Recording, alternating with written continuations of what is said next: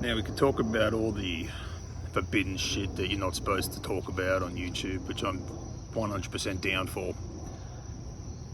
Because I noticed on the last video I did, my little 3-minute let's find a Nazi video, that just got a ton of views, and I understand why. You know, it is fucking low-hanging fruit, and I can do those things day in, day out. But in all that jest, there's a ton of truth in that, you know. And not saying that I'm a fucking expert in it, but you know, I have been accused of things as such, and it didn't matter, you know, what you said or did. You just found reasons, right? So I thoroughly enjoyed pulling the shit out of fucking, you know, Metallica and all that. And I forgot to mention, they have a song called Blackened, come on. But anyway, I was driving in the car today, and you know, a song came on. I haven't heard it in a while, and I noticed it was the that fucking R. Kelly song, whatever the fuck that's called. And I was like, fucking hell, R. Kelly. What happened to that motherfucker? Didn't he piss on some fucking young girl or something? So it got me thinking that, like, if you were, say, Kanye West, right? You don't hear his fucking shit on radio anymore. He's just been fucking blackballed from society. And he says some crazy shit, but R. Kelly's on the fucking radio? Are we favouring, what are we calling them now? Fucking sexual predators or on minors? You know, the pedophile word. Like, are we favouring pedophiles over Nazis? Like, what's the fucking iceberg for bad shit? You know. Anyway, so I'm like, Kanye West don't get played on the radio. R. Kelly does. I put them in the same fucking boat. I mean, I don't give a fuck. I don't listen to that music.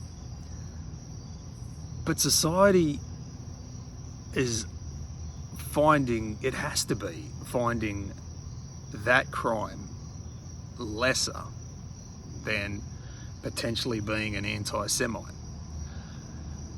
I mean, I wouldn't necessarily, like, if I had to fucking walk up to someone who I knew was an anti-Semite and another guy who had sexually abused a minor, and I had to talk to one of them, like, I'm gonna talk to the anti-Semite. It's not like, you know, he's a fucking threat to other people. I mean, he's got some fucked up views, but, you know, it's, I mean, who would you leave your kids with if you're going out for a fucking date? Like, I think that fucking question almost answers itself. So, anyway, so R. Kelly's on the radio, and I'm like, this is some fucked up shit. You know, if you're in the black metal world, like, you make a joke about that, and, you know, like I found out, you end up on a bunch of NSBM lists, and, you know, later on in the day, actually the next, no, that was later on today. Fucking hell, time's fucked up too. I was talking to Matt from Maddox Deep Shadows, and you know, we have inebriated wins, and we were talking about that, and we were talking about if we put out a new release, you know, what could we do? And I said, well, I gave a few ideas, and you know, we made a joke about having longer times to fucking go and get yourself a beer between the next song, you know. And we had a chuckle about that, and that led on to, you know, like, some label talk. And he's like, well, we should fucking cover this fucking record in, like, beer cans or beer labels.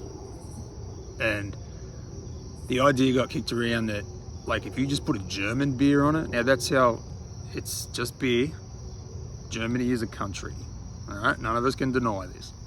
But if we put a German beer label on the front cover of a record, that in itself is a fucking dog whistle to white supremacy. And it just got me thinking, like, what a fucking, I mean, what a simple fucking marketing ploy to just retardedly stick a beer label on your fucking music and watch the fucking sparks fly.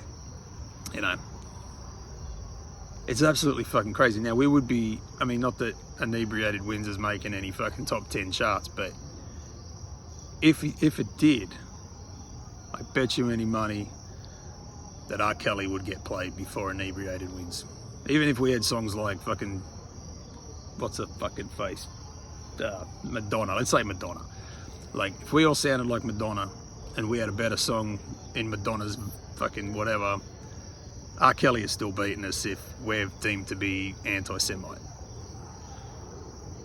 Like, that is fucking crazy. And I mean, you can argue that that's not the case, but I'd love to hear your fucking arguments that at this point in time, someone who has sexually abused a minor is far more forgivable than a quote-unquote neo-Nazi. That is a direct reflection on you motherfuckers. You know, I mean, I joke, but like, that's some fucked up shit. That is some fucked up shit. So if I had to go through the rest of my life, if I had to pick one today, go through the rest of my life being known as Adolf Hitler's fucking best friend or Jeffrey Epstein's best friend. Like, I'm going with Hitler all the fucking way. I mean, you can soundbite that one, but fucking hell, like, the choices aren't good, but you can hear the party going on in the background? That apparently is music. Sounds like a fucking danceable fucking police siren. But, yeah. You're better off being a sexual predator than a fucking anti-Semite. I didn't make the fucking rules. That's definitely fact.